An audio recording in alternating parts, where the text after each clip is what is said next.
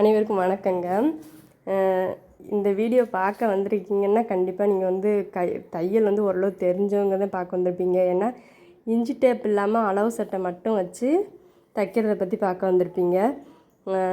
நம்ம வந்து பெரும்பாலும் தையல் பழக போனோம்னு சொன்னால் இன்ச்சி டேப் வச்சு தான் நம்மளுக்கு சொல்லி தருவாங்க. அதாவது ஷோல்டரில் ஒரு 2.5 இன்ச்சு வைக்கணும், இங்கே ஒரு 4 இன்ச்சு வைக்கணும், இங்கே 7 இன்ச்சு வைக்கணும் இப்படின்னு சொல்லும்போது சத்தியமாக நம்ம தையல் பழக போகிற யாருக்குமே ஒன்றுமே புரியாது. எனக்கு கூட நான் தையல் பழக போயிருந்தப்போ ஒன்றுமே புரியலை.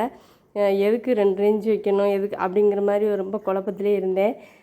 நம்ம சின்ன பிள்ளைங்கள்லாம் தையல் பழகிறேன்னு ரொம்ப ஆர்வமாக பழக போயிட்டு ஃபஸ்ட் நாள்லேயே அவங்க 2.5 இன்ச்சு 3 இன்ச்சு 4 இன்ச்சுன்னு சொல்கிறது புரியாமே பெரும்பாலும் தையல் பழக போகாமே இருந்துருவாங்க.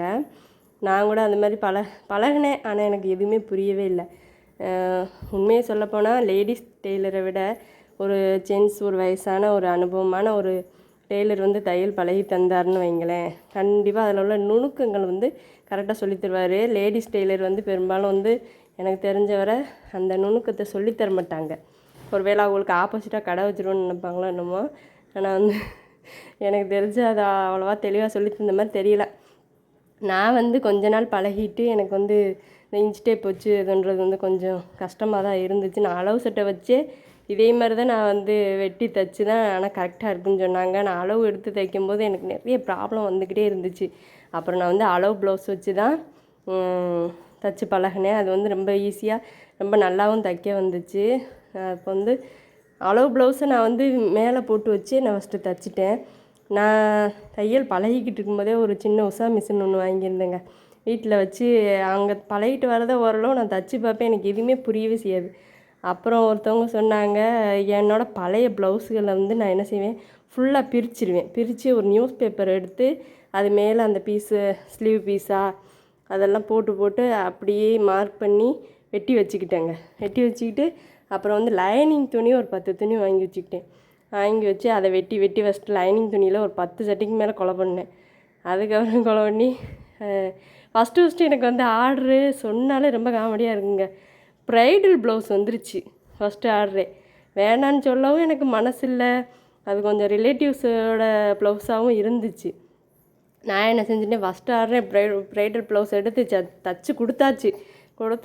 ஆனால் அந்த ப்ளவுஸ் வந்து சரியாக வரலைன்னு எத்தனை பேர் என்னை திட்டியிருப்பாங்க நீங்களே நினச்சி பாருங்கள். அந்த மாதிரி அனுபவம் வந்து நிறையவே இருக்குது எனக்கு. அளவு ப்ளவுஸ் வச்சுன்றது வந்து நான் வந்து ப்ளவுஸை வந்து பின்னாடி மடக்கி போட்டு மேலே ஸ்லீவ் 4 பீஸாக மடக்கி அது மேலே ஸ்லீவை வச்சு அளவு வச்சு வெட்டிடுவேன். இன்ச் டேப்லாம் நான் யூஸ் பண்ண மாட்டேன். இந்த வீடியோவில் நான் தச்சிக்கிட்டு இருக்க மாதிரி தான் எப்போவுமே இப்போ தைப்பேன். அப்புறம் வந்து பேக் பீஸ் வந்து அதையும் மேலே வச்சு போட்டு நீங்கள் பார்த்துருப்பீங்க. நான் இந்த மாதிரி தான் தைக்கிறேன். இப்போவும் நான் இப்படி தான் தைச்சிட்ருக்கேன். ஆரம்பத்தில் இன்ச்சி டேப் வச்சு தைச்சிட்டு எனக்கு புரியவே இல்லை. இப்போ நான் தைக்கிறேன், எந்த ப்ராப்ளம் வராதுன்னு நம்ம சொல்லவே முடியாது. எவ்வளோ ஃபினிஷிங்காக நம்ம தைச்சி கொடுத்தாலும் ஒருத்தவங்க ஒரு 4 ப்ளவுஸ் கொடுத்தாங்கன்னு வைங்களேன், அதில் வந்து 3 ப்ளவுஸ் கரெக்டாக இருக்குது, ஒரு ப்ளவுஸை கெடுத்துட்டேன் அப்படின்னு சொல்லுவாங்க. ஆனால் நம்ம தைக்கிறது ஒரு பீஸ் மேலே ஒரு பீஸை போட்டு வெட்டி தான் தைச்சிருப்போம். ஆனால் அதில் ப்ராப்ளம் எப்படி வரும் நம்மளுக்கு எனக்கே ரொம்ப குழப்பமாக இருக்குங்க. தையலை பொறுத்தவரை நம்ம பேச்சு வாங்காமல் தைக்க முடியாது. எவ்வளோ பெரிய டெய்லர். இப்போ நானாவது ப்ளவுஸு லேடிஸ் இது மட்டும் தான் தைச்சிட்டு இருந்தேன். ஆனால் பக்கத்தில் ஒரு அண்ணன்லாம் ரொம்ப ஒரு 25 இயர்ஸ் அனுபவம் அந்த அண்ணனுக்கு. அந்த அண்ணன்ட்டு ப்ளவுஸு அவர் தைச்சி கொடுத்த ப்ளவுஸை கூட என்கிட்ட கொண்டு வந்து வச்சுட்டு பேதில் அந்த டெய்லர் வந்து வேஸ்ட் ஆக்கிட்டேன் என் ப்ளவுஸை அப்படின்னு திட்டிகிட்டு இருக்கிறத நான் பார்த்துருக்கேன். அது எதுக்கு அப்படி முன்ன பின்ன ஆகுதுன்னே தெரியவே இல்லைங்க. ஆனால் அந்த பேச்செல்லாம் வாங்கி அப்புறம் பழகிட்டோம்னா அதிலருந்தே கொஞ்சம் நம்ம ஃபினிஷிங்காக தைக்க பழகிக்கலாம். அம்மா ரேடியோ ஆஃப் பண்ணு, டிவி ஆஃப் பண்ணு, ஒரு நிமிஷம் அப்படி சொல்லிட்டு இப்படியே தைச்சி தாங்க நான் வந்து இப்போ வந்து பேச்சு வாங்கி எந்த இடத்துல நம்ம மிஸ்டேக் பண்ணியிருக்கோம் அப்படிங்கிற மாதிரி அப்படியே கேட்டு பழகி தான் இப்போ வந்து ஃபினிஷிங்காக நான் தைக்க பழகியிருக்கேன். ஏன்னா 10 இயர்ஸ் அனுபவம் இருக்குது எனக்கு. இப்போ தான் ஓரளவு தைக்க ஆரம்பிச்சிருக்கேன். அதனால் நீங்கள் வந்து டெய்லராக இருந்துட்டு ஃபஸ்ட்டு ஒரு ப்ளவுஸு நம்ம கொலை பண்ணிட்டோம் அப்படியே அவங்ககிட்ட நிறைய பேச்சு வாங்கிட்டோம்னா அப்புறம் அந்த வந்து வெறுத்துறாதீங்க.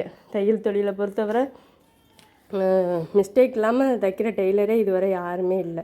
எவ்வளோ ஃபினிஷிங்காக தைச்சாலுமே ஏதாவது பேச்சு வந்துட்டு தான் இருக்கும். அது நம்ம அனுபவம்னு நினச்சி நம்ம தைச்சிட்டே இருக்கணும்.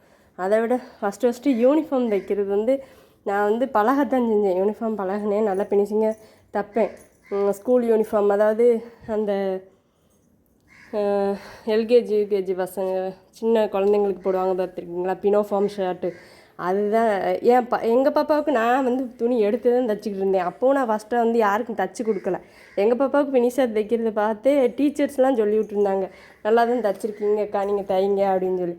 ஆனால் நான் கொஞ்சம் பயத்துலேயே இருந்துக்கிட்டு இருந்தேன். அப்போ வந்து ஒருத்தர் என்ன செஞ்சார் தெரியுமா, யூனிஃபார்ம் எங்கள் பாப்பாவுக்கு தைச்சிட்டாங்க, ஆனால் அது வந்து உங்கள் பாப்பா அளவு தான், அப்படி ஏன் உங்கள் பாப்பா அளவுக்கு நீ கரெக்டாக தைய அப்படின்னு சொல்லவும் எங்கள் பாப்பா யூனிஃபார்மை வச்சு அப்படியே தைச்சிட்டேன். யூகேஜி படிக்கும்போது தைச்சிட்டேன். ஆனால் அந்த பாப்பா அவரோட பேத்தியாக வந்து கொஞ்சம் ஆள் கனத்த பிள்ளையாக இருந்திருக்கு. அவர் கொஞ்சம் பெருசாக தையுமான்னு கூட சொல்லலை, உன் பாப்பா அளவுக்கே தையின்னு சொல்லிட்டு போகவும் நான் கரெக்டாக தைச்சிருந்தேன். தைச்சா அவர் வாங்கிட்டு போயிட்டு போட்டு பார்த்துட்டு டைட்டாக இருக்குன்னு சொல்லவும் வந்து அவர்லாம் எவ்வளோ பேசியிருக்காரு தெரியுமா, உடனே இந்த ஏரியாலே கடை வைக்க விட மாட்டேன், நீ வந்து எனக்கு அந்த ஸ்கூல் யூனிஃபார்ம் வந்து நீ எனக்கு புது துணி எடுத்து தரணும் அப்படின்னு சொல்லிட்டாரு. அந்த யூனிஃபார்மை கொண்டு வந்து அவர் தரவும் கிடையாது. ஆனால் எனக்கு வந்து அந்த யூனிஃபார்ம் வந்து எங்கேயுமே கிடைக்காது, அந்த ஸ்கூலில் தான் போய் வாங்கிட்டு வரணும், வெளியில் எங்கேயும் கிடைக்காது. அதுக்கப்புறம் நான் 800 ரூபாய்க்கு இங்கே 2 செட்டு இருக்குது. ஏன்னா என்னோடய தையல் கூலியே 400 ரூபா தான். ஆனால் 800 ரூபாய்க்கு அந்த துணியை எடுத்து நான் கொடுத்தேன். அந்த மாதிரி நிறைய அனுபவம் இருக்குது. வெறுத்துடக்கூடாது. ஒருத்தவங்கள்ட்ட பேசிட்டு வாங்கினோடனே ஐயோ இனிமேல் இது நம்மளுக்கு செட் ஆகாதா அப்படின்னு சொல்லிட்டு அந்த தொழிலை நம்ம வந்து வெறுத்துடவே கூடாது. அதிலே இருந்து அப்படியே பழகினோம்னா எந்த தொழிலுக்கு போனாலும் ஏதாவது மிஸ்டேக் நடக்க தான் செய்யும். அப்படி பெண்கள் வந்து பெரும்பாலும் வேலைக்கு போயிட்டாலே நிறைய விஷயத்த கடந்து தான் ஆகணும். அதுபோல் எனக்கு இந்த தொழில் வந்து என்னோடய வாழ்வாதாரமாகவே இருந்திருக்கு. ஏன்னா நான் வந்து லவ் மேரேஜ் பண்ணிட்டதுனால வந்து எங்கள் வீட்லேயும் எங்களை சேர்த்துக்கல, என் மாமியார் வீட்லேயும் எங்களை சேர்த்துக்கல. என் மாமியார் வீட்லேலாம் நான் பட்ட கஷ்டம் நிறையா. அப்போ நாங்கள் தனியாக வந்திருந்தப்போ எங்கள் வீட்டுக்கார் ஒரு பக்கம் வேலை பார்த்தாலும் அவங்க அம்மா பேச்சை கேட்டுட்டு குடும்பத்தை சரியாக பார்க்க மாட்டார். நான் தனியாக வந்ததுக்கப்புறம் என்னோடய சாப்பாடு செலவுலேருந்து மற்ற செலவு வரை எல்லாமே இந்த தையல் தொழில்னால தான். எங்கள் பாப்பா படிக்க வைக்கிறதா இருக்கட்டும், எல்லாமே நான் கஷ்டப்பட்டு இந்த தொழில்னால தான் முன்னேறினேன். ஒரு வீடு கட்டணும், எல்லாமே இந்த தொழில்னால எனக்கு நிறைய பெனிஃபிட் இருந்துச்சு. அதை விட்டுறக்கூடாதுன்னு நான் இன்னும் அதை மெயின்டைன் பண்ணிக்கிட்டு இருக்கேன். என் பாப்பா கை குழந்தையா இருக்கா, என் பாப்பா மூத்த சின்ன பிள்ளைய வச்சுக்கிடுவா. நான் ரொம்ப கஷ்டப்பட்டு இப்போவும் எங்கள் வீட்டுக்காரர் அவங்க அம்மா பேச்சை கேட்டுட்டு வீட்டுக்கு சரியாக பணம் தர மாட்டார். அப்படி இருந்தும் எங்கள் பாப்பா மூத்தவ தான் என் சின்ன குழந்தைய வச்சுக்கிடுவா. நாங்கள் அவ்வளோ கஷ்டப்பட்டு இப்போவும் எங்களோட வாழ்வாதாரமே இந்த தையல் தொழில் தான். அதனால் இந்த தையல் தொழில் தெரிஞ்சிருந்தால் கண்டிப்பாக நீங்கள் இதை விட்டுறாதீங்க. அதுலேருந்து மேலும் எப்படி நம்ம அந்த தப்பெல்லாம் சரி பண்ணி முன்னேறலாம் அப்படின்னு மட்டும் கரெக்ஷன் பண்ணுங்கள்.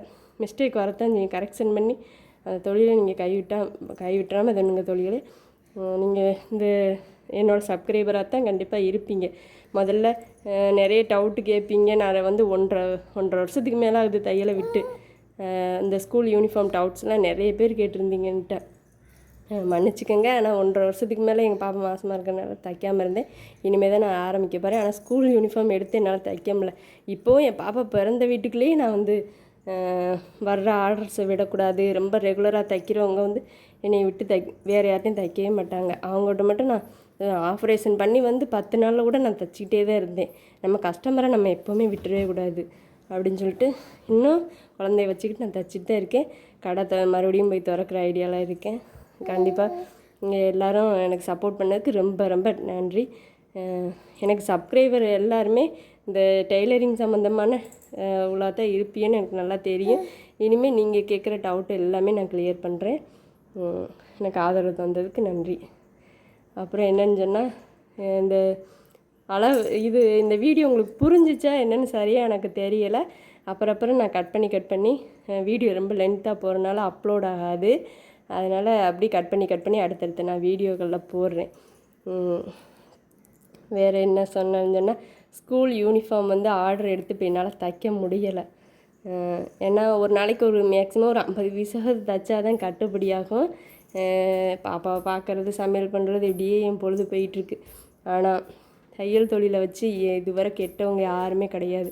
ஆனால் அந்த பயத்தினாலேயே நிறைய பேர் தொழிலை விட்டுறாங்க. இப்போ எங்கள் வீட்டு பிள்ளைங்களே எங்கள் அக்கா மக்களே இருக்கட்டுமே, ஒரு 2 நாள் வந்து பழகுவாளுங்க, அது அவளுக்கு புரியவே செய்யாது நம்ம எவ்வளோ தான் அதனால் நம்ம வேறவங்ககிட்ட போய் கூட ஒரு 2 வார்த்தை பேசிக்கிறவாளுங்க, நம்மள்ட்ட 2 திட்டு கூட வாங்கிக்கிற மாட்டாளுங்க வீட்டில் உள்ள பிள்ளைங்க. அதனால் வெளியில் போய் பழகிறத பற்றி நீங்கள் வந்து எந்த கவலையும் படாதீங்க. எக்ஸாம் லீவில் கூட பிள்ளைகளுக்கு இதை பழக்கி கொடுங்க.